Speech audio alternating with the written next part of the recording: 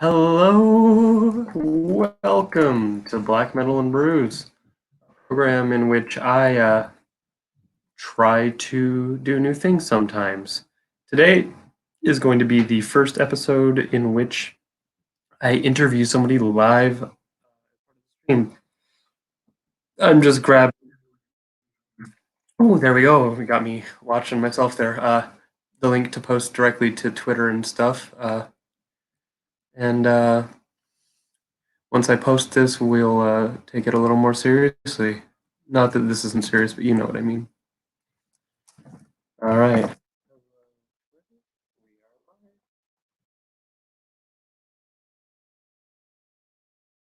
the same thing on Facebook, I guess. There we are. There we are. So I got those all posted. So we're going to be joined today by my dear friend Chris Bright.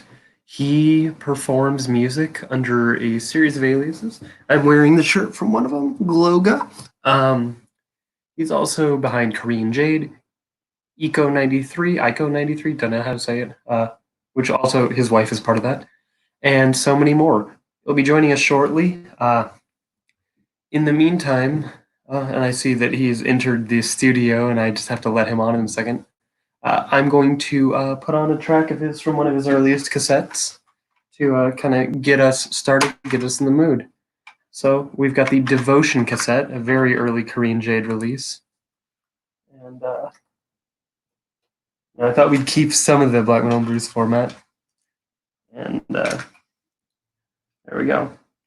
I really enjoy this tape, and it should kind of give you a feel for what Chris is about. Or rather, one of the things Chris is about. As you'll soon find, Chris is about a lot of things, and here he is. Chris, we're gonna listen to your music stream. I'm sorry to everyone. Yeah, love what you're doing with your hair there. Yeah, I'm trying to let it go as crazy as possible, just until I can get it cut again. So, hey, well, glad to have you. Hey, Jim, thanks for being here. What's up, Jim? As you can see, we're listening to the Devotion tape. Look at this. Look, I got number 1 of 10. That was on purpose. That's pure. You did got you? number Say, one I thought I got this from number one, Ben. Well, oh, thank you. I thought I got this from that dude's distro, James Light. You probably did, but I usually try to send you a good number. Where he had that distro for. Yeah, that's the so, dude. Yeah, we're gonna listen to this for a minute. As you know. I'm sorry. That guy does the Finder's label now. I didn't hear you. Hold on, you're cutting out, Ben. You're cutting out too. I'm confused. I'm sad. We just did a test and it was really good. Yeah, I don't know. I'm in a room with better signal oily, now. Dude. Huh? I look oily. Like I haven't showered, which I haven't. That's part of the appeal. Riding dirty on this one. Yeah, riding dirty. So hopefully everybody's able to hear the music. And in a second here, I'm going to get up because I have some food in honor of the guest. Not that you can eat it with me, but I appreciate you cooking for me, though. Yeah, you're a fried chicken fiend, so I made some veggie chicken fingers that I'll be pulling out of the oven in a minute. Yeah. So I'm gonna go to the kitchen now to tend to that, and you have a minute with your song, I guess.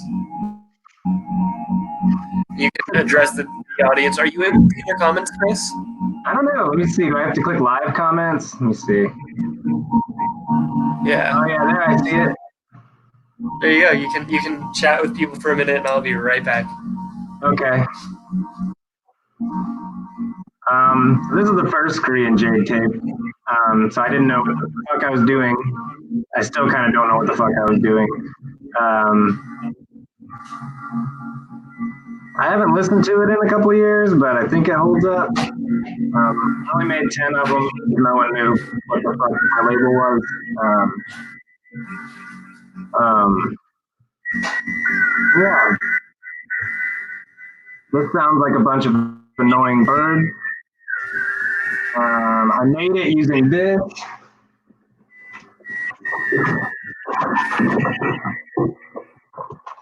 The old trusty microKORG, first synthesizer ever. I think it was a lot of people's first synthesizer ever.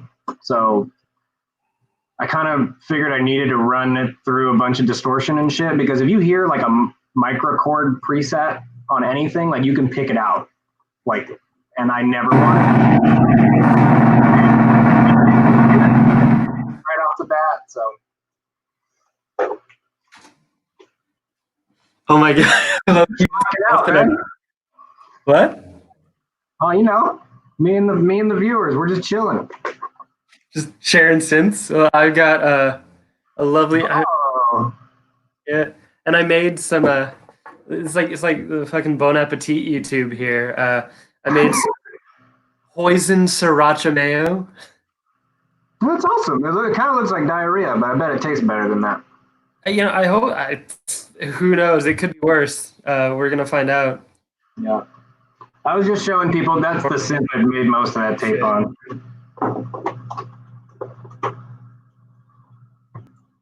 Synthesizers work. It's magic and mystery to me. That's why I play bass.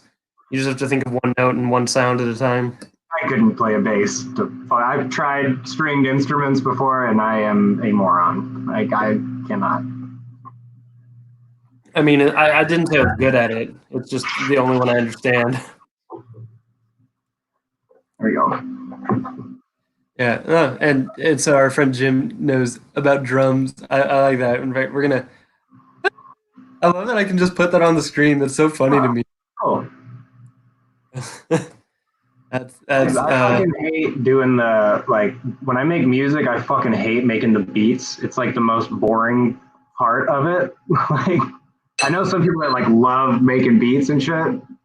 Props to you, but those are probably the people that make money. Yeah, I know. I probably should have gotten better at that. That tape was kind of a cool intro, Ben, but I was thinking more something like this.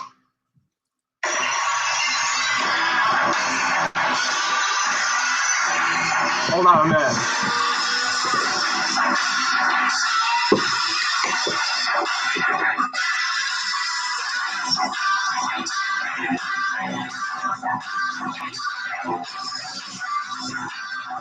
Oh, I love that. Was that like shit, dude?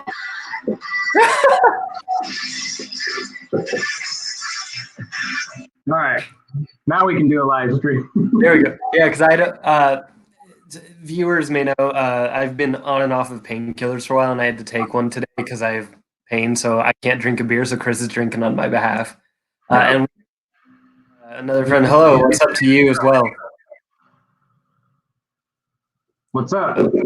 Happy Selture. Nailed it. Tapi Seltule. Nailed it. I like that. So Chris, you've been making music that I know for about probably what 7, 8 years now, and probably longer. But that you've been on my radar for about 7 years. I don't even remember the year, so yeah, I'd have to discog myself. Yeah, it was Gloga your first project. It's the first one I came to know of. Yeah, Gloga was my first project. The first like release of it, I kind of like erased off the internet because like when I tell you it was bad, like that's understatement of the year, dude. It had like 8-bit sounds in it. Like it was so fucking stupid. You were a chiptune artist? Elements of it, yeah. Okay. Sorry, someone told me to drink the beer, so. No, that's fine. Yeah, no, that's Jim. And I want to know about the beer too. Tell us what it is. I got a local one. This is Austin Beer Works Amber Vision. So it's an amber. Whoa. Yeah. If you're ever in Austin and you see an Austin Beer Works beer, they're all good. Doesn't matter. Just close your eyes, pick up a 6-pack. You'll be pleased. But yeah, so then like the actual first real tape I made was called Erotic Salts, and that one. Did you get that one? I think I have it. I don't It was the recall. one that came in like fishing net with like a bunch of seashells and shit in it. Oh, I don't have that then. I wish I did. I don't have it I, either because I need more seashells. I had the most like dumb musician thought ever, which was like, I just want them all to be out in the world, man. I want everybody to have one, and I don't need one. Now I want it. It's like on my Discogs want list. So So that tape and you want to buy it back for me, I would appreciate it. So yeah. but that was like one long 17-minute track. So, just obnoxious to listen to. Yeah, and then I started doing the ones that you probably have. So Was Rain for Love and all that? yeah, I think it was Dregs and Bloom. I have them right next to me. What the fuck am I doing?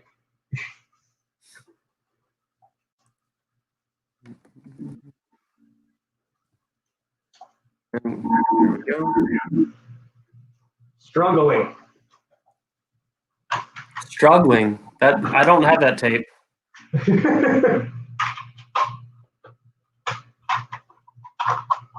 Okay, I have the Gloga tapes now.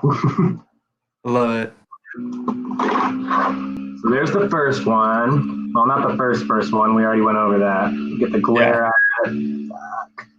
There we go. Yeah, you gotta take it out of the case, I think, to make them. That's what I do at least. Oh yeah, I got you. It's looking okay right now. Yeah, no, you got it. There on the cover.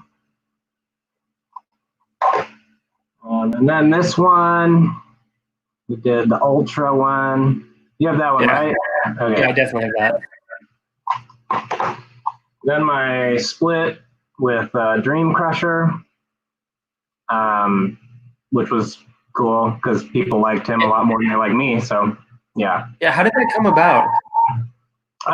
We had known each other for a while, and I don't know. We both made like pretty noisy shit with beats on it, so it just kind of made sense to do it. So, Right. You can tell I didn't do the artwork. He did the artwork on this one. Yeah. Because I sent him some artwork and he flat out was like, "That's shitty. We're not doing it." So I was like, "You can do the art, Luane." Well, I mean, that's honest, I guess. Yeah, Luane's awesome. His tracks are a lot better than mine on it. So, and then the Rain for Love one, it's got some paint on the top of it for some reason. I don't know. I don't take very good care of my things, Ben. That's the moral of the story.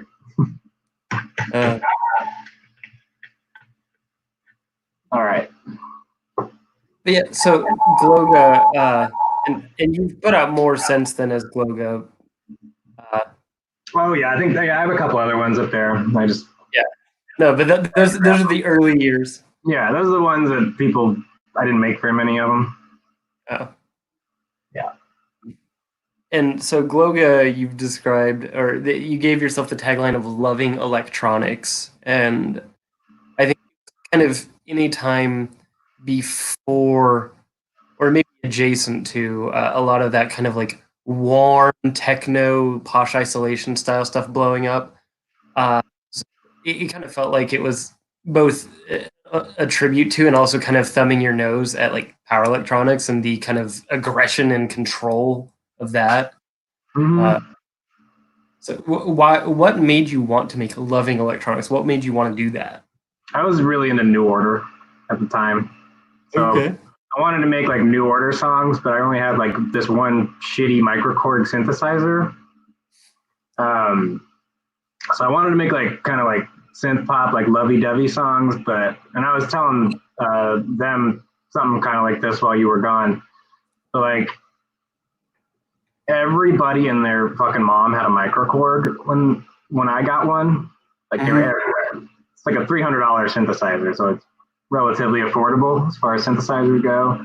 Yeah. Um, and I was stupid. I didn't know how to make patches at the time to make it sound any different. So my idea was like, well, if I just run it through walls of fucking distortion, no one will know what I'm using. So that was why it was like lovey dovey synth pop, but then I made it like really noisy. So yeah, and noise artists always write stupid shit in their liner notes like sadism electronics and stuff like that. So I decided it'd be funny to make like lovey dovey electronics. So I started writing that on all of them. I like that. And so we got our apparently his tapes little tool, which I knew who that was, but I didn't realize. So there we go. He had a microKORG tune, smashed it when it stopped working. That's I want electronics to to be smash doing. mine sometimes too. Like a couple of the keys don't work on it. But it's actually in this really sweet spot right now where it's almost broken, but it's not quite broken. So it'll just make really fucking like weird ass sounds like randomly. Yeah. Um, and that's like how I got half of the sounds on the last Glogo full length that I did. Material hangover. Yeah, Material Hangover with that whole album. I use a couple synths on it, but my microKORG is just doing bonkers shit and like it's like broken and not working. And I just left it in because I thought it helped like the whole thing just sound like a mess. So Yeah. mm-hmm.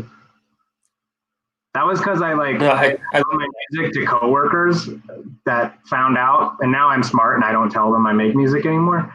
Um, and like they're always just like, yeah, it's pretty good, but it's just a little too noisy. So then I just made like the ugliest, nastiest record ever, just because I like making really ugly, nasty music.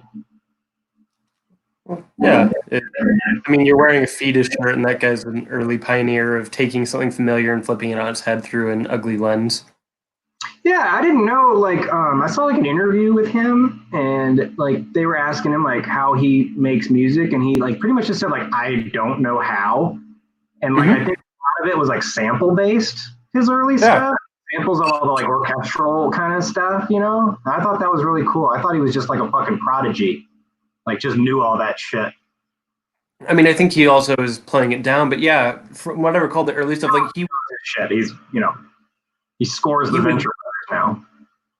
he would like make a noise and then sample it and just physically, it's a really long way to go about it, but he'd make songs by just assembling sounds in the order he wanted them, That's awesome. Yeah, yeah. which obviously by now he's figured out the rest. Like that, like the early fetus stuff, like nothing fucking sounds like that. No, it's ridiculous.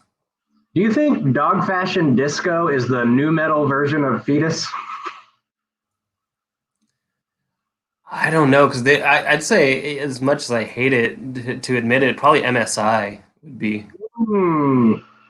Uh, I don't like I don't like them as much, but they have that same sort of sample happy, Yeah. kind kind of misanthropic, but not sort of vibe where you're like, I don't know where these people actually stand.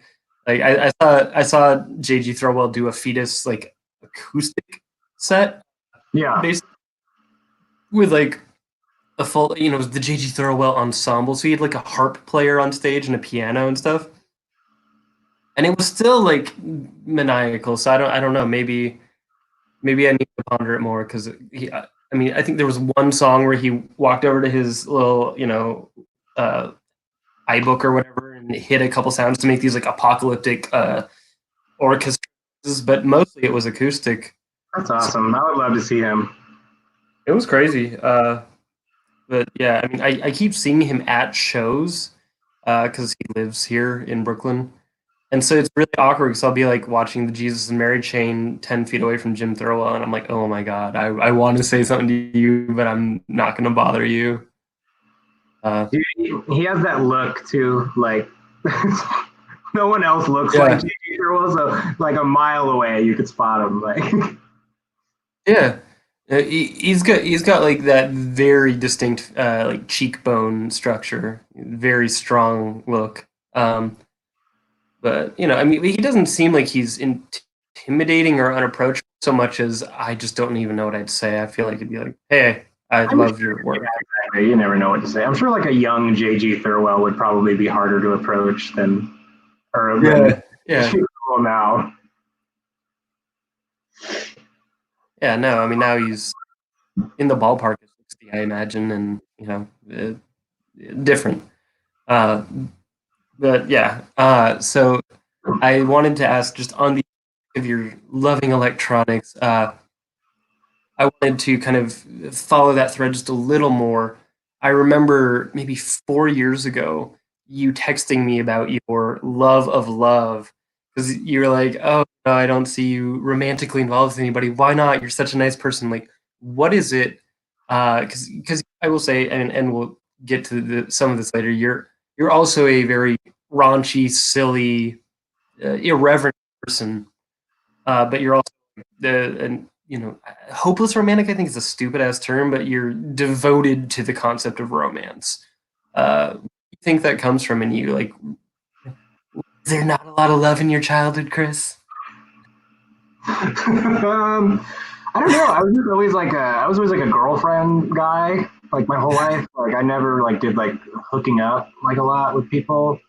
Yeah, Even in college, um, I don't know. I was like I've always had like longer term relationships, and then like all my favorite music has always just been like love songs and shit. Like New Order, like this whole this whole stream is gonna come back to New Order like 1,000 times, but I'm obsessed with New Order. They're my favorite band. They're the best band ever. They're better than your favorite band, whoever that is. Okay, that's to everyone. Okay. Um, and so yeah, and then like it got even worse when I met my wife and we got married, and now I just want everybody to get married. So I'm turning into like an old dad boner. when you've been married for 5 years now. No, we got married in 2017. So Oh, geez, that's right. You've just been together for a while. yeah, don't make me spit out dates, dude. Like sometimes I fuck up like my anniversary day, and like Sarah Beth can see this. Like Yeah, yeah. I was, like we get the day mixed up. Like so as long as she fucks up as much as I do, we keep it even. that works. That's why you should just keep dating and not get married, I guess. And then you don't have to remember it. But no, I'm kidding. Obviously, Terrible. um, He's awful. yeah. So then moving on to that, I think at this point your most well-known or popular project is Korean Jade, Mm-hmm. and it's a little glitchier, a little nastier than Gloga, although there's still a lot of the same. There's some warm synthesizers in it too. What drove you to create that as a separate identity rather than expanding the Gloga sound? And I'm just curious about it.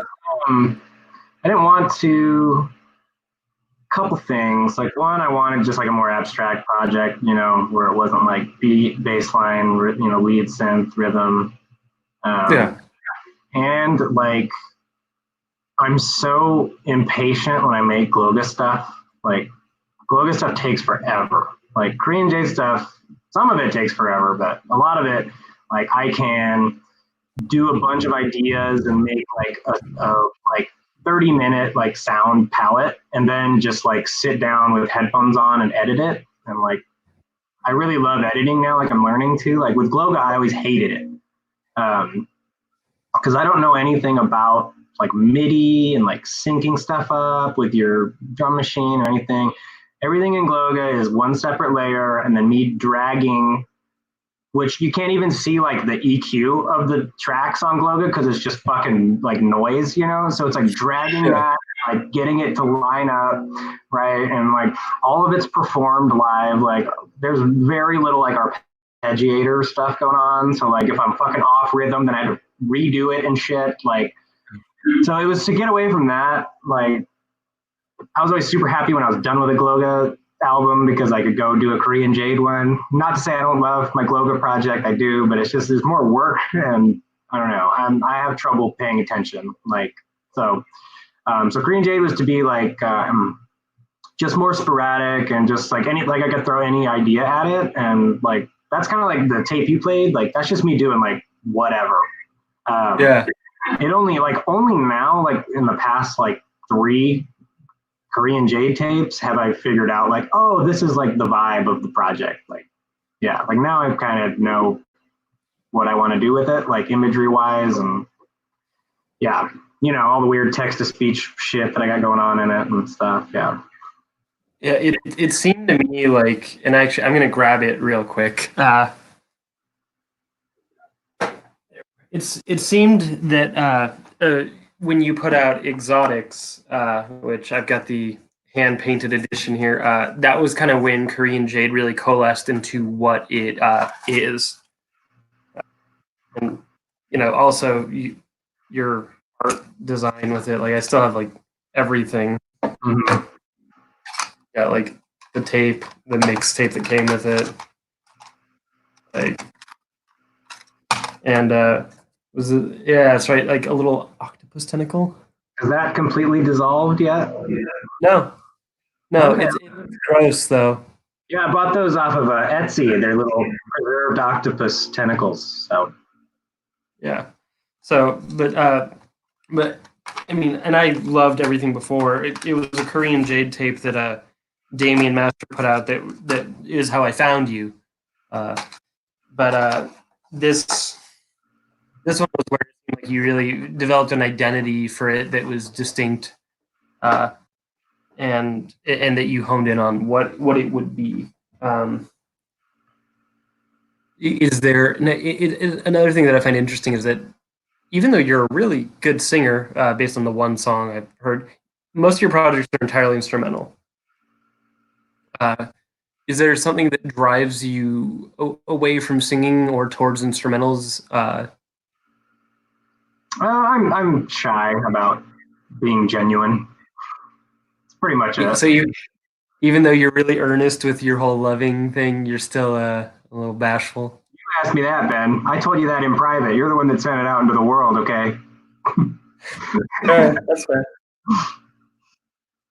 No, because you had, I mean, it was just the one tape with, it was actually you and your wife, Sarah Beth, recorded that Eco 90. Is it Eco or Ico? I don't even fucking know. I tried to make it I tried to make it look like almost like a product like SKU code or whatever. So I call it IKO 93. So there we go. It's in all capitals. There's no periods in it. It's like I'm not, pronounce it however you want. But yeah, you sang in that, and if memory serves me, I don't think you've sung on anything else. And it sounded really good. I sing on that last track on Ultra. That's right. Mm-hmm.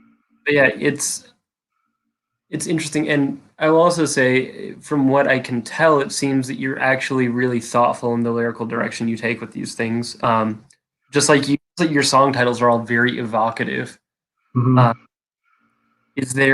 Do you come into these things with a visual aesthetic in mind first? Because I know you also make a lot of visual art, or is it, how does it come together? It's visual first, always. Yeah, always visual first. So, like Gloga was always like, I was like obsessed with like the ocean and shit. So, Yeah. It's making me sound really lame, Ben. And then my Korean Jade is all about like body dysmorphia and like media setting standards for beauty and like like I got really obsessed with like people that do like makeup tutorial videos on YouTube, and then like you'll catch like little moments where they like self-deprecate themselves or something, or where they'll be like joking like while they do their lashes, like, oh, my lashes aren't very good, they're nothing impressive, like stuff like that. And so I got really into that, and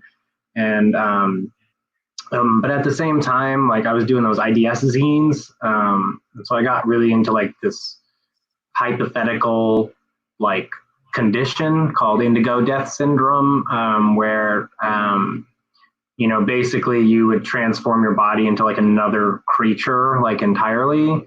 And so I kind of like melded the two of those sort of. That's like the last few. Yeah. But then I'm also just obsessed with like water sounds, glass sounds, chimes, like bubbly, weird stuff. And so I don't know. I don't know how it all works, but it's been working lately. Yeah. A lot of that seemed to manifest on an erotic fascination with illness. I mean, that you have the song, the Indigo Death song, and you've got the makeup tutorial in this bulb spill or A couple of makeup tutorials on that tape. yeah. Um, and it's really interesting the way it all clashes together. And it's you take things that are otherwise benign or almost seem just very normal, and it's a different lens on them. Mm-hmm.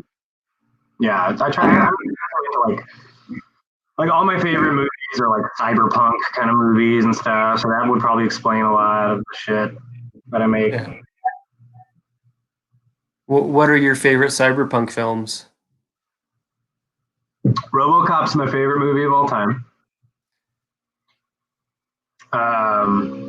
It goes RoboCop, Terminator 2, Predator, which is not really a cyberpunk movie, Yeah, but that's great. I get it. um, and then probably like I go back and forth between Blade Runner and Alien, man. It's hard to pick. And see, I'm going to admit this, and I'm going to get skewered. I'm sure I've never seen Blade Runner, but I loved Alien. Gotta go, Ben. It- Hold on, I'm gonna grab another beer. Okay. do it. No, that's interesting. Blade Runner has always been on my list of films to watch, so I'm gonna have to add that to it, and you know, I'm gonna have to grab water too. So, oh well. Um, so you're one of our viewers, and you have any questions for Chris? At any time, you're welcome to throw questions at Chris or at me to ask Chris. Doesn't matter. Hey, welcome back. Oh, you got a cat there. I didn't even notice. She's chilling. Blending in with the chair. Maybe I'll pick her up later. Yeah, let the cat rest for now. Um, All right, what are we talking about? My list you better. disowned me. Uh, and so moving on, I guess the label itself that you've used to put these out. First off, what inspired you to go this, create your own label to release your own music, and then how did you then come to work with and start releasing others' music? And I just am really self-conscious about like sending demos and asking people to put out my music. Like, I'm pretty sure I've almost never done it. I think I've never done it. I'm pretty sure. Like, I think someone's always asked me to put it out. yeah, Because I'm just like, I don't like throwing my stuff in people's face. Like, I'm just like, hey, you know, you hear it and you like it, I'll do one for your label. Totally happy to do it. yeah. So I just wanted to start putting, my own stuff out. There certainly aren't enough cassette labels out there. We definitely needed one more. And it's been a little while since you've put out any tapes on Plush Organics, and that's because you've started your podcast, your Zero Fun podcast, which is you and your wife, and you've been doing that on a weekly basis, sometimes more than once a week, it seems. Yeah, I think about a year we've been doing it. For what was it, like 14 months now? Something like that, yeah. I don't know. Now, I can't remember how many episodes we have. now because there certainly weren't enough tape labels, and there definitely aren't enough podcasts. What And definitely not enough podcasts by white people in their 30s. So exactly? What now? Obviously, I'm familiar with the podcast and what you do with it, but what what is the goal you set out to achieve with it?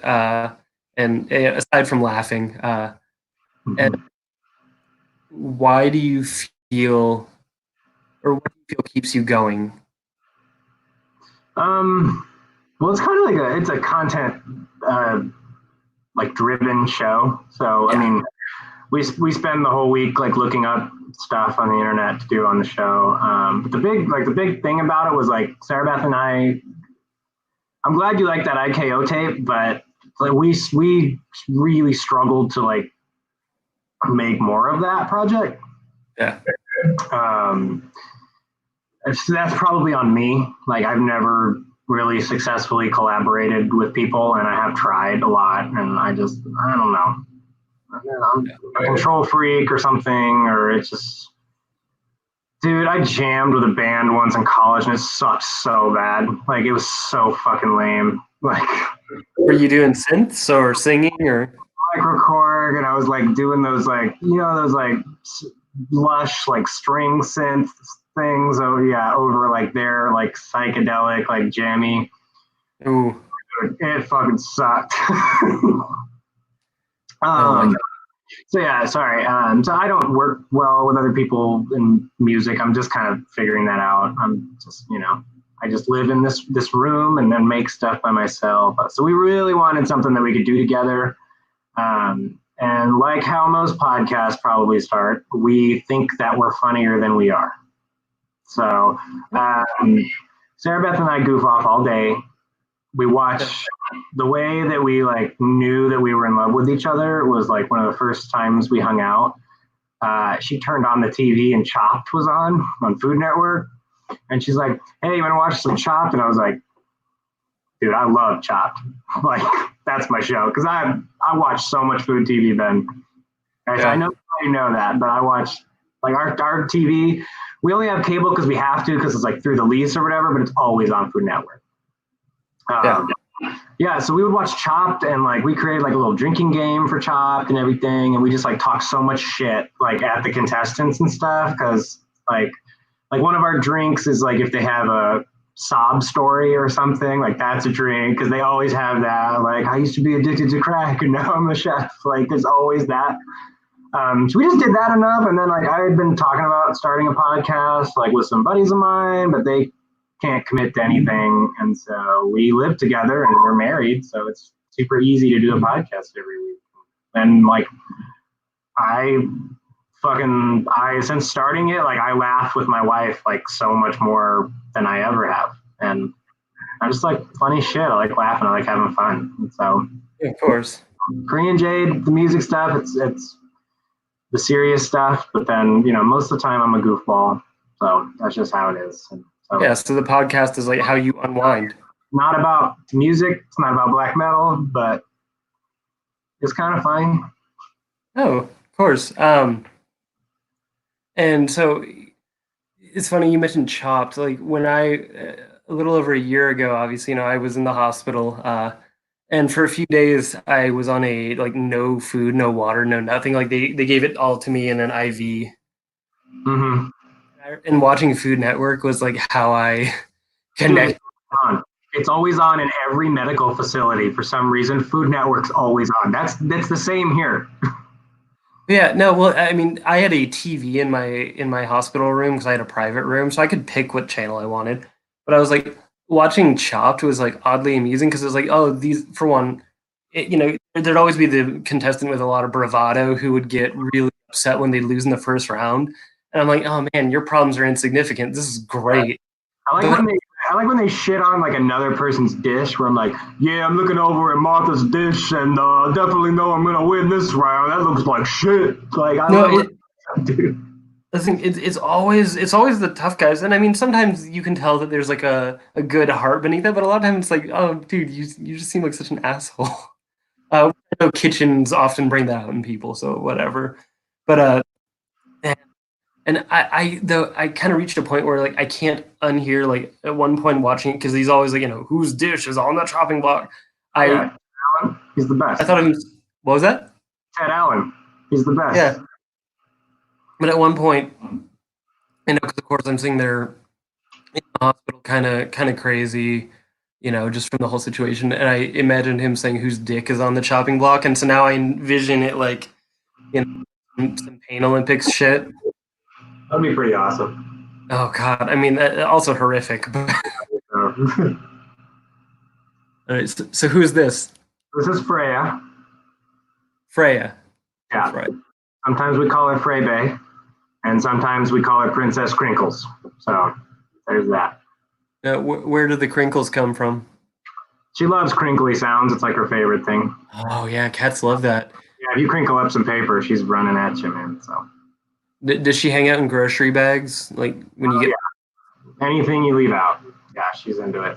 Look how freaking big she is, dude. Like, so when you get chicken for the family, does she get her own portion? she doesn't like a lot of stuff. Like, she likes I don't get it because they eat the same amount of food, but one of them gets fat and the other one doesn't. So I don't know. She has a fucked up thyroid or something, probably. No, she's big on salmon though. She loves salmon. I mean, that's a good one if you're a cat. So that makes sense. Like that, if a cat didn't want fish, that would be concerning. Like, I feel like that's what they're for. Absolutely. Yeah. So as long as she's fat and happy, I'm happy. I just don't want her to be, unhealthy. But Yeah, there you go. I'm trying not to fuck this one up. Get the good pour. I have a question for you, Ben. You Okay. you did a pour one time in a video, and it had like a lot of head on it. Yeah. She is little chonkers. Thank you, sir.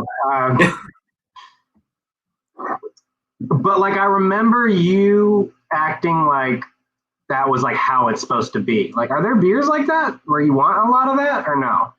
I mean, I've done so many videos now. Are you talking like a real old one or I can't remember. I used I to mean, watch them when you put them out.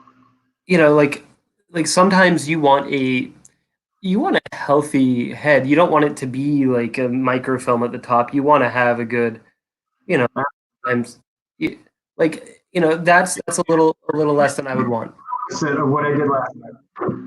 But you also don't want to have like, the 2 or 3 inches of it. But like I feel like you get a quarter to a half an inch of just a nice little bit. It helps with the aroma and taste. And I used to know more about this than I know now.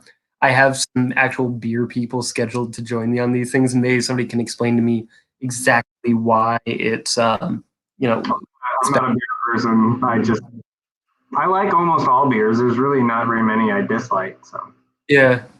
I'm rather indiscriminate with it too. I do think that snobbery is kind of not useful. I drink my share of shit cheap beer, just like I like some really nice beer. I got some in the mail from a local brewery, upstate the other day, and I'm kind of pissed because I was gonna open one tonight, and I'm like, I can't do it now. It's like I get nice bottles, but it's like I've also got one of those like canned Michelada things. So it's just like, I mean, I don't drink those often, but oh, the ones, what? the Clamato things or whatever. No, no, I don't have any. They don't have those ones here. I've never had the Clamato. It's just like a Michelada in a can. There's Okay, regular and one with lime.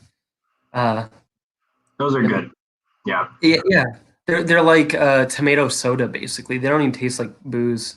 Uh, but I only tried it for the first time like 2 or 3 years ago at band practice, and like it was July. It was a million degrees in our practice space because of course there's no air conditioning.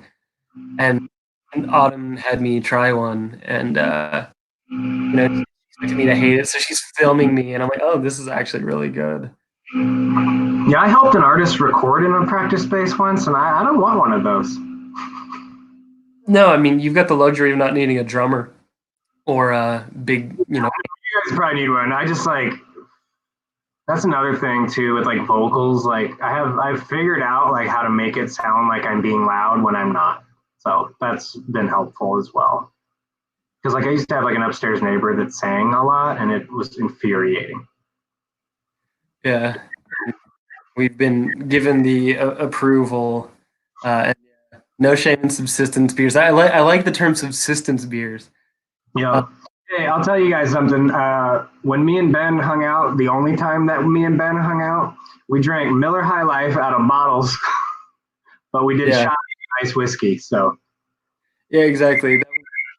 So, and I guess for context, you grew up in Des Moines, Iowa, which is where my girlfriend Autumn's family is, where she grew up, and her folks are still there. So we both ended up there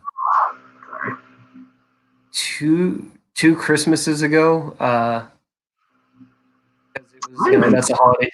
Remember, you're I probably think right. it was. I think it was 2018 going into 2019. Yeah, because it was the last time we went. You're Have we better gone there since? than me. We're figuring out. No, it was the first time I went to visit, wasn't it? It was 2017. Yeah, it was your first time there. I'm pretty Yeah, sure.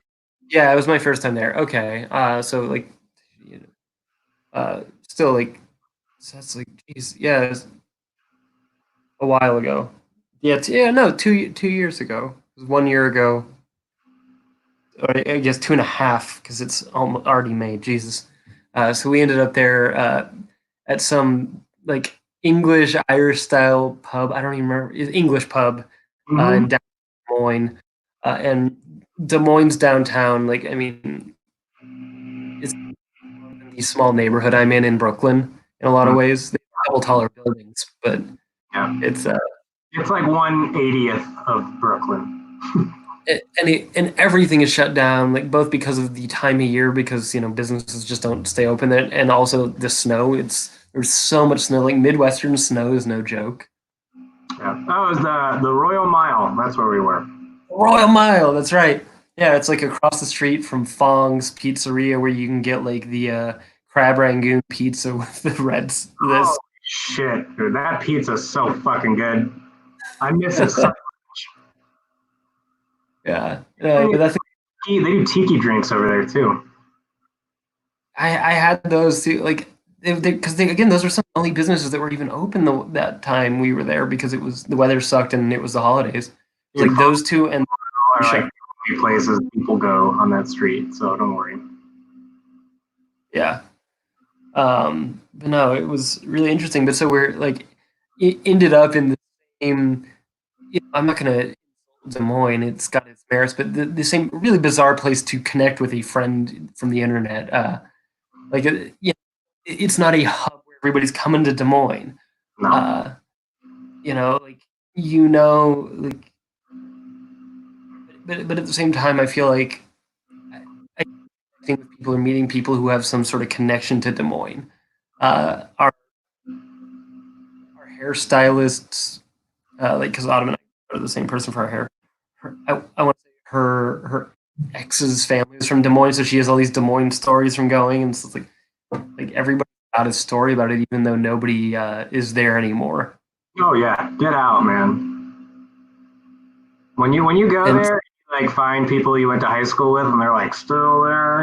It's like it's kind of a bummer. yeah, I mean, I feel like that it's that way with most places. Even if you come from a cool place, like, I just think it's healthy to around and see what the rest of the world's like. Even if you end up coming back, Yeah. eventually, I just think it's healthy to understand what it's like elsewhere. See what different people are like, different perspectives are like, and what it's like to, you know, if you're living high on the horse, see what it's like to go somewhere that you maybe struggle, or if you struggle somewhere, maybe you go somewhere and see if it's easier. I don't know, uh, but Yeah. yeah, I go ahead. Uh, how was Portland? I heard you didn't like it. I've Oh, I never didn't like Portland. to be very attractive of a destination, so I'm just curious. So Portland is great to visit. Uh, it's not great for me to live in, especially because I moved there about a year-ish, maybe even less than a year before it got really expensive. Before, like, Portland was already kind of blowing up, uh, but uh, it changed the cost of living. We just got the best count. I don't know what this means, but I Yeah, think you just made a lot of money, dude. no, I think he wants us to give him $22 million. Uh, I don't know, Saif. What are you gonna do for us, bro? yeah, I want to say I've probably got $1,500 to my name, like, and that's mostly for Saif, um, if you want to go live and like do some sexual shit for us, I mean, I might be able to cough you up a couple shekels. Wait, oh, we just got one up. Like, wow, it's getting real. Uh, anyway, yeah, Man, send some more in. Portland wasn't for me. I've had better times. I've had worse times. Like, I think the worst place I've ever lived was maybe Fresno, California. Oh, I didn't know you But lived. even for like 3 weeks, and even then, it's got its merits. It's not a horrible place. It just wasn't good for me. But Portland, I think for one, I've always lived, or rather, I've always living. I mostly always lived a little closer to the ocean than that. And Portland's maybe a 2-hour drive from the ocean, but I've lived closer to the ocean than that my whole life. I've lived in cities that are a little more diverse. I like to have a broader array of experiences at my disposal. Um, I want to have stuff that's for me, but I don't want my city's whole culture to be like me because then I'm not going to have my own private place, like, because honestly, Yeah, and places the that, food is gonna be terrible too, wherever you live, if it's yeah, like that. because like Tampa sucked when I lived in Tampa, Florida, but like the cool thing about it was like anytime you found something that fit your own sort of weirdness in a city like that doesn't have the weird culture, it really felt special. In Yeah. Portland, everybody thinks they're so fucking quirky. I'm not, I'm generalizing. There are plenty of amazing human beings I met there who I love dearly, but there's this broader culture, that believes it's counterculture and maybe is, maybe isn't so much. And it was just really bizarre to see that, like, people that believed that having a beard was a personality, or liking bacon was a personality, or even liking beer was a personality. It's like those things are not that unique. The reason that I drink beer is because it's universal, not because I think it makes me special. Like, gee, Yeah. uh, so I think, and I think that's a problem in a lot of places. But now I'm in so goddamn big that I don't have to interact with anything I don't want to, and so and also sometimes also as a consequence, I can't find the things I want to find until after they've already happened because there's so much going on here. But like if I go somewhere here and I realize that it's full of kind of the beer bro stereotype guys who are almost a caricature at this point because that's been a thing for like 15 years. You think they would have either gained self awareness, stopped, but they haven't. Like Oh, I can be dude. like, I've enjoyed, There's a you know, there's an Austin facial hair club, and let me just tell you, buddy, it overlaps with the craft beer community quite a bit. yeah, that doesn't surprise me at all. You No, can't go to a brewery here without seeing somebody in like an Austin facial hair club, and they all have the same fucking yeah, beard. It's just long, just a long beard. Like, what do you put? You y- bought fucking beard oil and you put it in your fucking beer, and so now it's a fucking. what? I'm not sure I fully understand this, but I like this comment. Like, Lady Gaga the, dress my personality. Thank you. the meat dress. Like, I forgot about the Lady Gaga meat dress. I don't think. I just like that must not have been terribly sanitary of her. Which maybe that some people maybe like that more. Depends how low the dress went, but yeah. Yeah. And at least it Um, was beef and not raw chicken. yeah. Oh god. Yeah. Can you picture a raw chicken dress in your head right now, Ben? Looks pretty like, cool. well, it's interesting to me that because chicken's kind of considered for a lot of people like the lighter meat, like like they're like, oh, I won't eat red meat but I'll eat chicken, but like chicken's also seemingly the one that you're most likely to get sick from somehow, at You, least at yeah. which I'm not passing judgment either which way on anybody's diet, but it's bizarre to me that like that came to be. And also I watched a an because as a food enjoying person, even though Anthony Bourdain eats a lot of shit I never would. There's that video of him in Japan eating medium rare chicken or rare chicken at a restaurant. It's hard to watch. And I Yeah, think so you've seen that. it goes off on something about how like we're cooking our chicken too much. It's like, dude. And I've heard interviews with him, like he gets sick from some of the shit that he eats like regularly or did. Yeah, that doesn't surprise me. Yeah. Like, He's a good dude though. no, I mean, obviously it's not like I never read his books, which I feel like I should have, just because I'm interested in, food and its culture, and also just he's an interesting, intelligent, witty fellow. But Oh, Kitchen Confidential is incredible. Yeah. that's what I've heard. You'll burn But through it. It's quick. that's the thing. Like, I would see him eat things, and it's like, you know, I've gone back and forth through varying shades of like, from omnivorous to being vegan and everything in between my whole life. So it's like, and even most omnivorous, like I would have never eaten a lot of the stuff I saw him eat because I don't know, it's because of the falling into the Americanized norms. But like there was that episode where he went with a tribe. They hunted a seal, the indigenous folks up north, and they one of the eyeballs to eat raw, and that's a real special treat to them. And and I have a friend who is Inuit, and and that's part of her and her family's culture. But for me, I'm just like I cannot fathom doing that. And then I'm like, I mean, I'm sure from a different perspective, a lot of the stuff I eat or have eaten is also considered completely vile. So far be it for me to judge. But, and oh yeah, yeah. So apparently, if we get E. coli, we could inject what is it, Clorox maybe. Are you just making noise? I'm not making noise. I heard a hum. It sounded like almost like a vacuum cleaner. There's no vacuum cleaner in here. I could show you the carpet, but we have a black cat. Let's just say that. I'm going to show you how to cure the fucking coronavirus. Okay, you ass clowns. It's not from disinfectant. This is it. Hold on, we need music. I want to make sure that you can't play your stream on YouTube. So hold on. All right, there we go.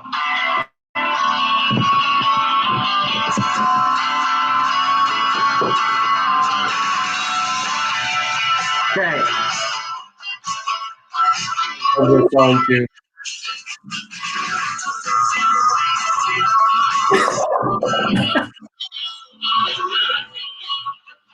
I've never done this sitting down, okay?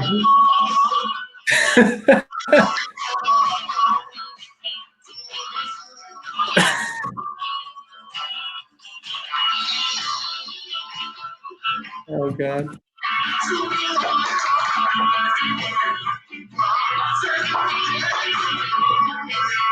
What is happening?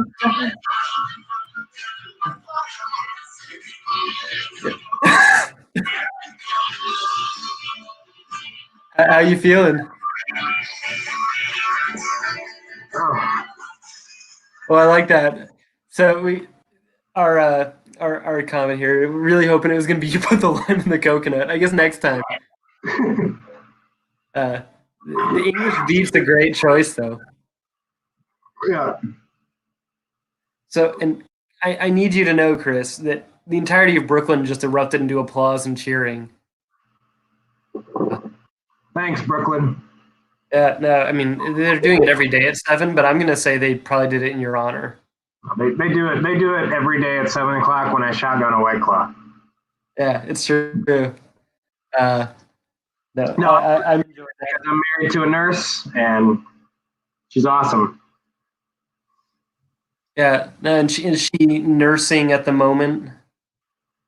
Yeah, but she works at a physical rehabilitation center, so like post surgery recovery. So Yeah, she's not dealing with like sick people, but she's dealing with a lot of people that are like really vulnerable to getting it, like a lot of elderly, older people, you know. So, Exactly. all right, fine. How long are we gonna go, Ben? Because I have one more, but I need a break. We, we can go as long as you want. There's no rush. It Uh, will be 30 more minutes, and then I will take song requests for the next shotgun. I'm doing the yeah. worst flavor, by the way. Raspberry is the fucking worst flavor. Yeah. Why did you get the worst flavor?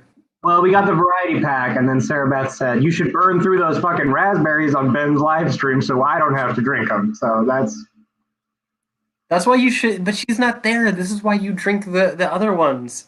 I can get her. She's in the other room playing Animal Crossing. Oh. See, that's it. I thought she was actively out at work doing nurse stuff right now. No, she's not. She's off today, tomorrow. So no, she's here. She's just like I told her I was going to be really self conscious about doing this. So I was like, take the Nintendo Switch and go into the bedroom. Do you guys do you guys both have Animal Crossing, or does she have just? Is she the only one? I mean, you can make multiple profiles on the thing, so you can both have it. But don't you use the same island on it? Like, can't you like fuck up each other? I don't know about that. I actually haven't had it because I'm playing Pokemon Sword right now. But I think you might be right. Actually, I think I heard someone say that. So, but unlike other subscriptions, like Nintendo's like $4 a month. Oh, Yeah, so we could both get it, but I'm like balls deep in Pokemon Sword right now, so I don't want to get wrapped up in Animal Crossing too, because I'm watching her slowly descend into addiction. Like, yeah. oh, I was waiting I, for someone to give me shit for drinking a White Claw. and that's I've never had a What the hard. fuck is a lambic? What? What is that? What's a lambic? Lambic is they're like fruit beers. And they make like raspberry beers. It's cider. They're Like I just quite did it. I didn't say I liked doing it. I just did it. Okay. We're providing entertainment here. I'm trying. By the way, Ben, nailed it, bro. Look good. at that. You did. Finally nailed it. That's a great pour. I'm gonna go get some water real quick because I'm running out. All right, sounds good. Fruity Belgian beer. I've had some Belgian beers that are pretty good. Have you, Mercy Beers, have you ever had Delirium Tremens? That's one of my favorite ones. And it's also one that like anybody I've ever like had been like, hey, here, try this. They've all fucking hated it. So I'm curious if people like Delirium Tremens or not. I like it quite a bit. Doesn't Delirium Tremens mean the booze shakes, by the way? Yeah. My favorite Delirium. Their best beer, in my opinion, is the Christmas beer, the Delirium Noel. I've never seen that out. I mean, in general, Christmas ales, like Belgian Christmas ales, they're really they're boozy, sweet, heavy, and dark and warm. It's meant to like give you the winter warmth sort of thing. But that they're one of my favorite kinds of beer in general. The Delirium one especially is wonderful. Okay. I'll look out for it around Christmas Yeah. time. If Some it gets some fucking imported. some Christmassy beers are a little too sweet. There's one. I remember I had it. It was like a special edition of the Sami Claus beer, which I don't think it means Santa Claus, but I think it means Santa Claus. Santa Uh, Claus beer? Okay. Santa Claus, Sami Claus, whatever it is, and it was it was like drinking caramel practically. Not even caramel, more sugar than that. And it I'm not was a big caramel person to begin with. yeah. So it was just too much. You know, I liked it at first. It was interesting, but I was like, oh Jesus, man! Like I feel like I was gonna get a sugar headache before I got a booze one. I'm Yeah. you look like you're ready to replace Keith Flint in the Prodigy, dude. Dude, I would join the Prodigy in a second. Even if you had to just be the singer. I love the Prodigy, and not only that, I like post Fat of the Land Prodigy too. I'll put it out there. Go ahead, come at me. I have nothing to come at you for. It's talking to everybody, man, not you. You know, a lot of people hate more recent Prodigy stuff. Why? I mean, if you listen to the stuff after the Fat of the Land, like they really changed it a lot. So I get it. Like, the sound changed a lot. But yeah, but like, I don't know. I don't think any of it was bad. It was just different. Like, I don't know. People are weird. People are weird. Fat of the Land is their best one, though. Like, obviously, yeah, Fat of the Land's the best one. I remember I discovered the Prodigy when I was really, really young. It was right when that record came out. It was like right when like Firestarter was like the single or whatever. And he's like in the tubes. Yeah, it was right when there. And my friends invited me to go play laser tag with them at like an arcade. And we went and played laser tag. And we're like little fucking kids, you know? Like, I don't know when that record came out, like 97 maybe? Yeah, I think we were like 10. Yeah, something like that.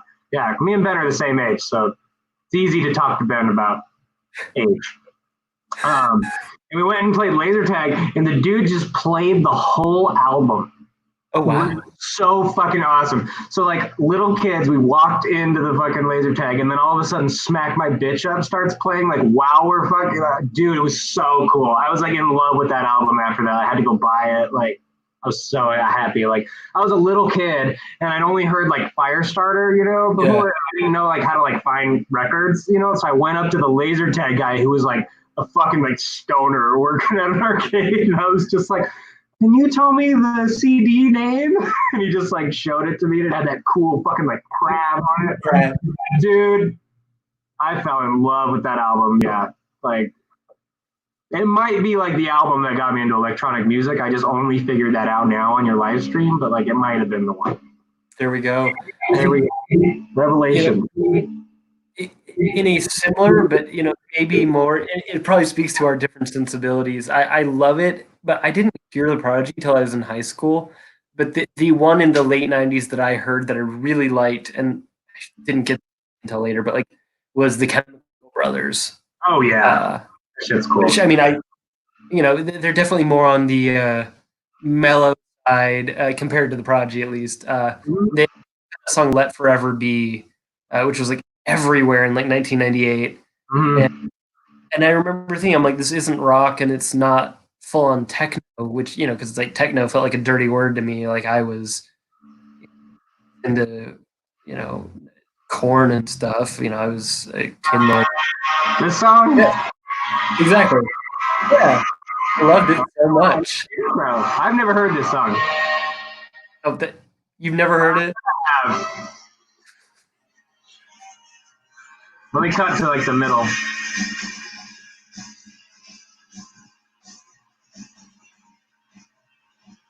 Look at the video for it, like the.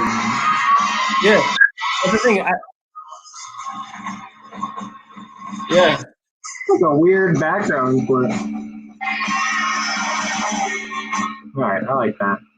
But yeah, I remember watching the video. I'm sorry? You're going to get in trouble for the licensed music that I'm playing on this, but I think it's probably so distorted that no one will get it. Well, and I'm not making money off these anyway. People can give me money on Patreon or whatever, but like I don't. Give Ben money on Patreon. Ben is too modest, but I'm going to tell you right now that Ben puts a lot of work into the content that he creates for you guys, and you should give him some cash. Don't buy my fucking music ever. If you send me an email, I'll send you all of it for free. Give your money to Ben, because Ben rules. I love it. There you go. I mean, and so interesting. Mercy Beers saying "No Sleep to Brooklyn" would be better. I'm assuming better than I'm not sure which. But so I've been actually listening to pretty much nothing. English beat, probably. I'll do "No Sleep." Maybe it's your show, and you're in Brooklyn, so I'll totally do it. Yeah. I've been a minute before I do another one of those because that made me feel sick. So. No, of course. But I've been on a huge Beastie Boys kick because my girlfriend had the idea to watch the documentary, the Beastie Boys story documentary. Is that good? It was amazing. I mean, again, they were like a lot of little white kids in the '90s. They were my first hip hop rap group. Uh, you know, God, that's such a cooler story than mine. Like mine was Eminem. Like, uh, but actually, but no. I still think My very first CD that my cousin gave me, my very first CD that I ever held in my hands was Shaq Fu. It was Shaquille O'Neal's fucking rap album. I didn't know I didn't know he made an album. I had the video game Shaq Fu. It's so fucking lame. Like you have to hear it. I'm going to at some point. We'll have to do another one of these and talk about Shaq Fu. Just do an hour long review of Shaq Fu together.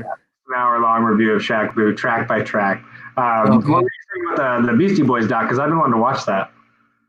But yeah, no, it's great. I think it's only on like Apple TV, but it it so we signed up for a membership and then canceled it immediately. But it was Classic. beautiful.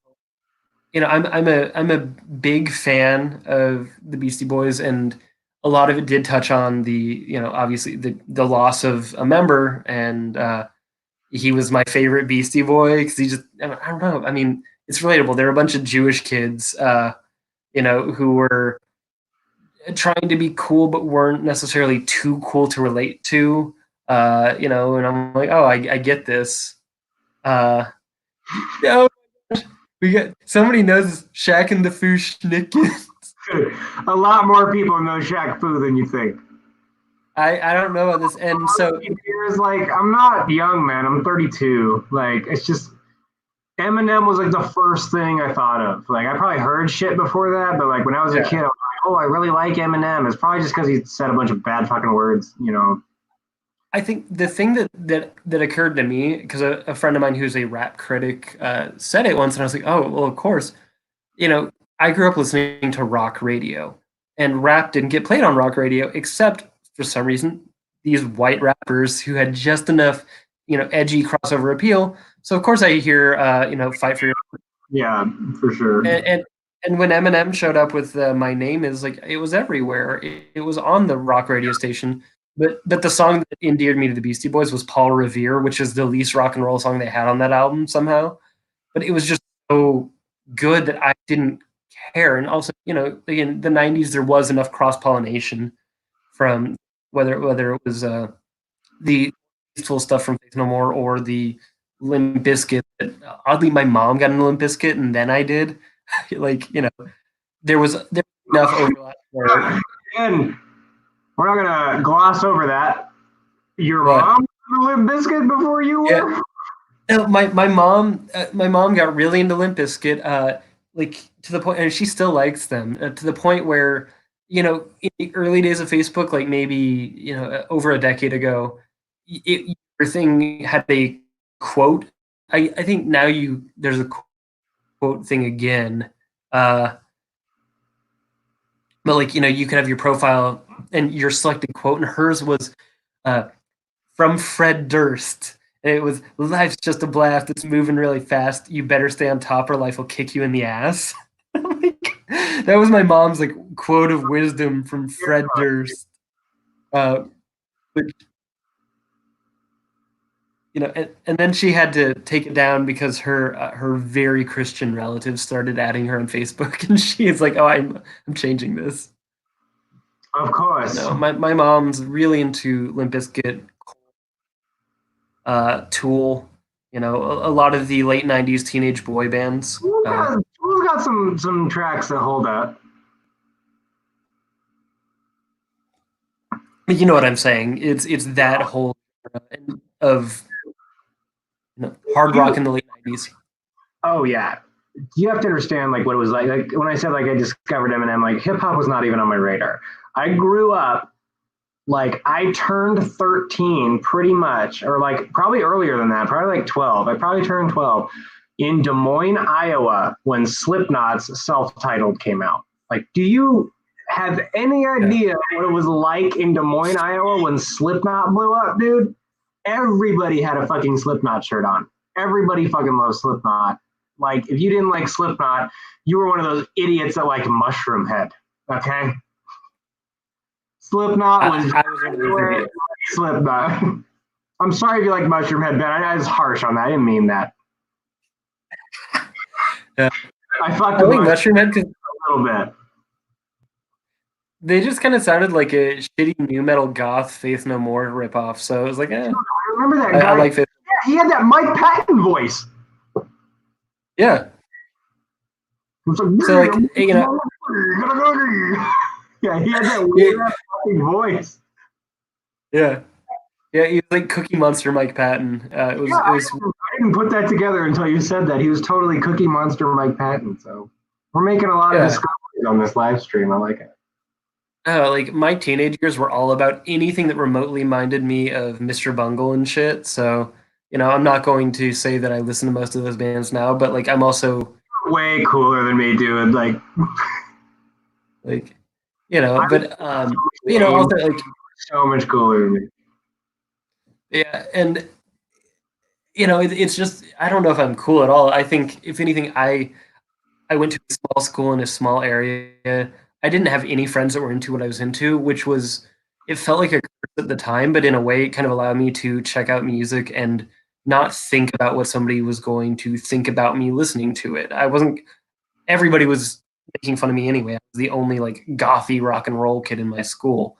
So I was gonna get picked on no matter what. So, I was like, oh, I would go to the record store and those were like my friends. So I was like, oh, they told me to buy this Naked City CD. I'm going to buy this Naked City CD.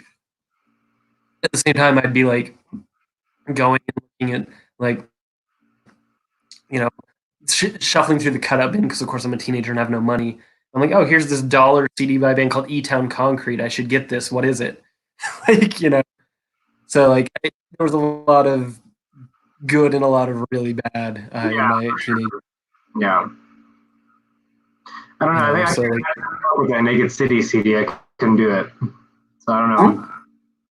But my tastes are changing every year. Like it took until 2019 for me to be like, oh, death metal is good. I really like death metal now. Like, what clicked with you? What changed?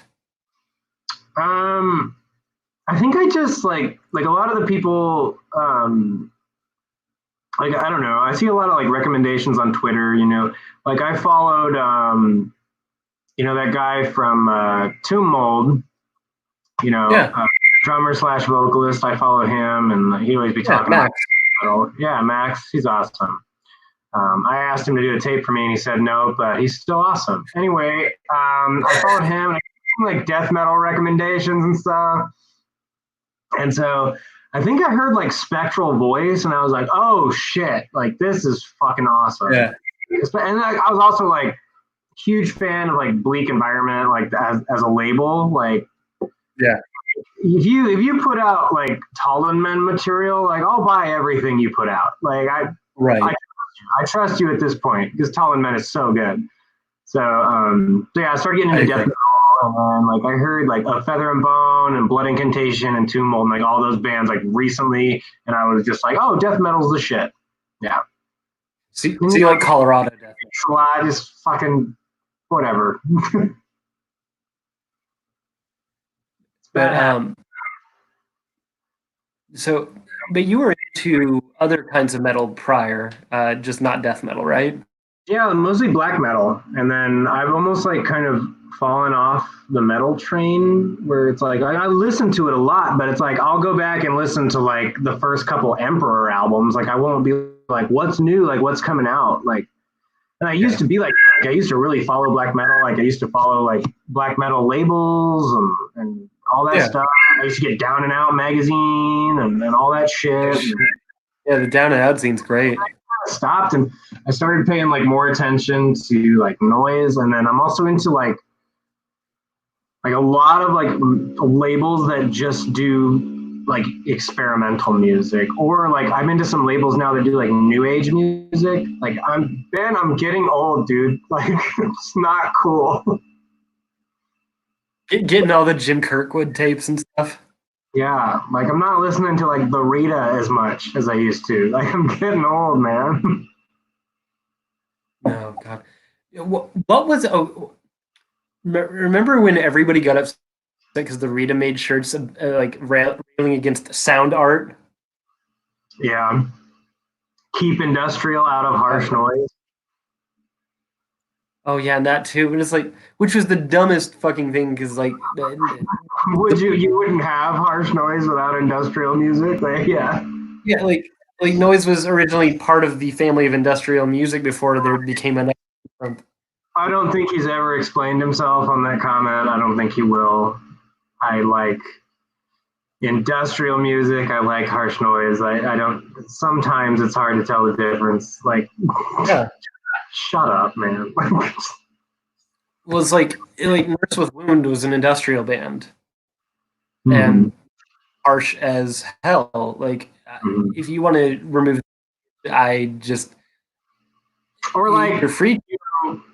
early on in my youth, like I went and onto like some forum somewhere, and like I had just heard Non, Blood and Flame, and I was like, wow, I never thought I'd like noise music, but this album really clicked with me, and they're like, it's Yeah, not noise, it's industrial, so oh, okay, kind of sounds like a noise record, parts of it, like. I feel like there's a lot of yeah. overlap. So, I mean, you can put that in Arial black font on an LP cover all you want and make 300 of them that only 100 people bought. But, there's overlap, dude. Yeah. Hold on. I hear you in there. Sarah Beth's in the kitchen. Come in here. What's she making? She's getting a White Claw. Come in here. You're not wearing She's a pants? shotgun. Yeah, that's okay. Look, we're on with Ben. Hi. Look, How I'm much? married. Are you gonna shotgun that? Her shirt. She's got a new order shirt. You see why I'm married? Shotgun it. You're not going to shotgun it? No, I'm not gonna drink it like a normal person. Sorry, I look like shit. Oh, you don't. You look great. Yeah, she does. She does look great. It's great to see you, Ben. Your video is a little distorted, but the audio is perfect. That sounds like my life. Yeah. Someday we'll all hang out in person, by the way. Yes. That would be lovely. We'll do it. Whenever we can travel again. Oh, you can travel all you want. You just can't do anything when you get there. Yeah. So. Yeah. Good luck traveling safely. Yeah. Especially this. Do this one in a minute. Shotgun that one I'm going to too? shotgun this one too in a minute. Okay. Yeah. In like. Yeah. Tomorrow's gonna feel great. I'm thinking about food. Oh, okay. So. David. Okay, so we'll do like 10 more minutes, and then apparently I'm ordering dinner, so that's what we're doing then. That sounds wonderful. That 10 minutes is perfect. I wanted to ask you too, since we are nearing the end of our time together, because you are up on a lot of different corners of new music than I am. What lately has really excited you? What's new that's really getting your attention?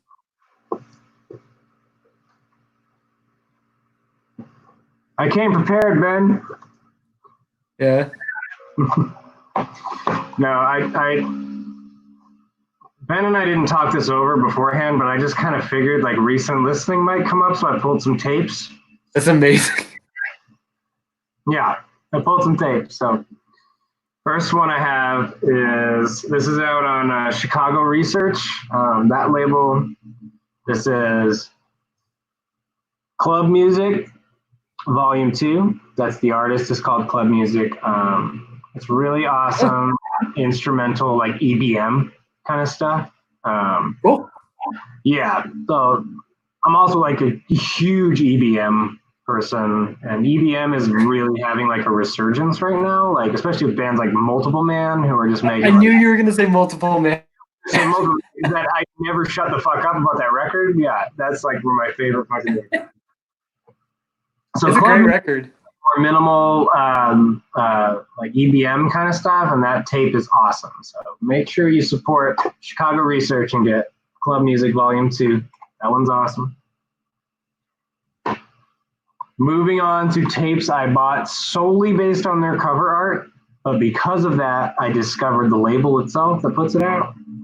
It says, "The Goddess is Dancing" by DK. Okay. I put a track on that mix that I just did for you on that playlist. So this is on Good Morning Tapes, and Good Morning Tapes is like a new age label, but it's like weird, not cheesy new age. Like, I don't know how to describe it. It's like experimental new age, which just makes it sound like the least palatable thing in the world. But I assure you, everything that Good Morning Tapes puts out is fucking good, and you should check it out. It's awesome, and they sell out really quick. So follow them on Instagram. Get on it. There you go. You'll know this one, Ben. Okay. The new Moss Harvest one on Odd Void. Yeah. What can you say? I think I've got it right over here. Yeah, it's the best Moss Harvest. It's the best one. Like every new Moss Harvest is the best Moss Harvest. So definitely get this tape. You will be able to find it somewhere. It's got to be sitting in a distro somewhere. Buy this fucking tape. If you buy any tape that I'm going to show you, that tape. Matt makes great stuff consistently. Absolutely, and I'm so glad they did tracks for my my comp. Yeah, they're sweethearts. Resign. Yeah, they did tracks for my comp. And then the very last one I have is this Air Tractor tape by Chris Rearson. It's on the new label Gracious Host. It's the fourth tape on it. Gracious Host is done by whatever that dude's name is that does Prime Ruin. Oh, yeah. Is that Weston? Yeah, there you go. Yeah, Weston. Yeah. It's like sub-label of Prime Ruin. And it's really, really, really focused on like tape manipulation kind of stuff. So if you're like a fan of like Aaron Dillaway, this is like, you need this tape. So I'm gonna have to check this out then. Yeah, it's called Air Tractor. Definitely get anything you can by Magnetic Corner too. Yes. Yeah, Magnetic Corner is the shit. For anyone listening that doesn't know what Magnetic Corner is, it's basically it's Weston, but he uses tapes that are sent to him, any tapes, and there's a mailing address that he puts out there that you can send tapes to, and any tape that you send to him, he will mangle and rip up and include it in Magnetic Corner, where it's entirely made up of found tapes. So that's the whole. But he warps them. Like, you could send him like a Buddy Holly tape and it'll sound just like fucking trash. Like, by the time he's done with it, in a good way. Like, it's one of my favorite projects. I buy every Magnetic Corner thing, even though a lot of them come in bags, and I fucking hate fucking tapes in bags. I'll buy everything. Yeah, it's a great project. No, it's weird. I used to be really into odd packaging, but now it stresses me out. I'm sorry I gave you that Korean Jade box of them. No, that's cool, but like the weird ones that you can't even like store somewhere because it's like you're in a plastic bag, so you can't set it up right or on it like. Dude, in my plastic bags, by the way, they're on like the ground level, and so the cats fucking chew on them. So I can't even sell them now because they all have like cat teeth marks like in them and shit. Yeah, I had a tape from Wet Nurse that was like that. Yeah. Like, I don't know, man. And I let me a bunch of shit like that, and he would just post like a picture of the art. He wouldn't post a picture of the tape, and so I'd order it. I'd be like, "Oh, Purity of Essence! I definitely want everything Purity of Essence is putting out." And then he'd send me a fucking tape in a bag, and I was pissed. Oh yeah, I've got a few Derek's tapes, but it's like this is a tape I have right now. Like what am I gonna do with this? What are you gonna do with that? I mean, it's amazing, but like you know, I like that it comes with stuff, but like the tape is this big and it comes in this sheath that's this big. It's hospital. So it just sits atop. Hospital did that for a while too. They put a lot of tapes in bags. It was driving me crazy. Yeah. Like I don't need the new rainforest spiritual enslavement that bad. If it comes in a bag and I have nowhere to put it, I'll just I know you're gonna put it on Spotify, so Yeah. all right, Benjamin. We do this thing? Time for your final shotgun. Yeah, let's do it. Let's call it. Hear it okay? I love it.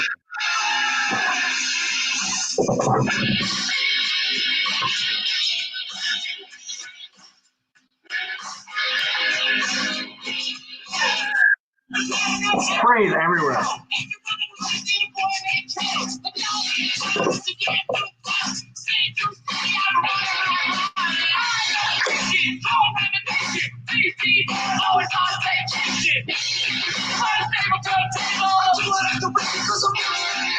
Oh, I love this.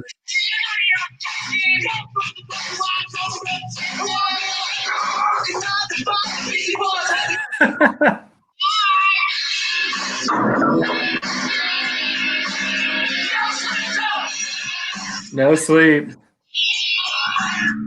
been a No pleasure. sleep till shotgun. No sleep till shotgun, sir. All right. Well, you better go get some dinner. Oh, look, how do you do this? Just said like a bunch of shit at the end of it. Came in at the end, dude. Sorry. I know. Well, and I don't fully understand it, but I think, yeah, anytime a city becomes segregated, that's bad inherently, whether it's racial or class lines, like, that shit's weird. Mhm. And Ben here is being nice, but what I'm going to tell you is everything you said it's a fucking mess. Okay, it's a live stream. You come in here to have fun. Okay, Yeah. so, save that for somebody else, Mr. Doo-Doo. All right. Anyway, Ben. Yeah. Oh yeah, I'm covered in White Claw. Thank you so much.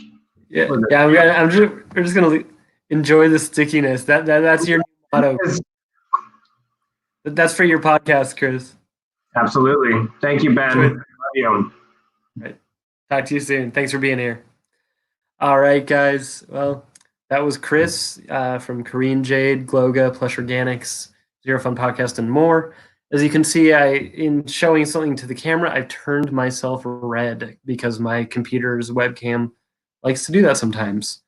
We're going to be doing this again on Tuesday, an hour later, because one of the people joining is from the West Coast.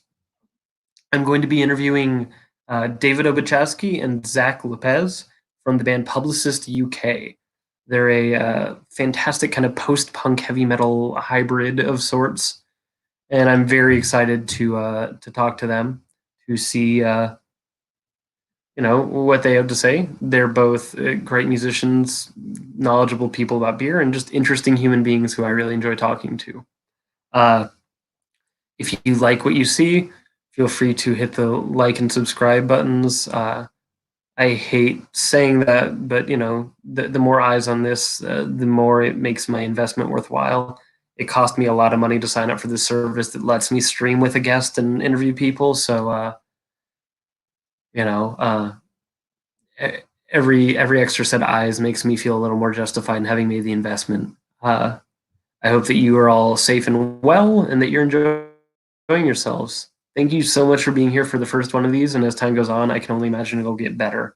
And next time, I'll hopefully actually be able to have a beer of my own. So, thank you. I'm really, really grateful that you guys sat here with me. And yeah, it's StreamYard that I'm using. It's been a thrill for these last 90 minutes, and we're going to have a lot more fun in days to come. We're going to be doing this every Tuesday and Friday.